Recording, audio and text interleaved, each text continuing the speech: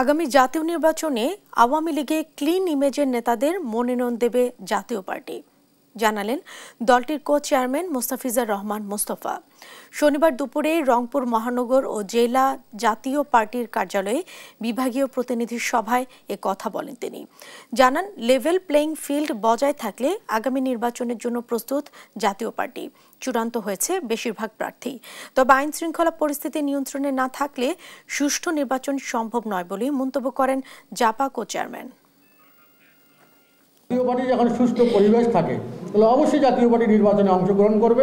গোপালগঞ্জ অন্যান্য জেলাগুলো আছে যেখানে নিরঙ্কুশ তাদের আওয়ামী লীগের যেখানে সমর্থন আছে আপনারা জানেন, সেখানে যদি জাতীয় পার্টিকে যোগদান করে কেউ সেজন্য ক্লিন ইমেজের লোক যদি জাতীয় পার্টিতে যোগদান করে তাহলে তাকে আমরা মনোনয়ন দেবো না কেন? অবশ্যই দেবো।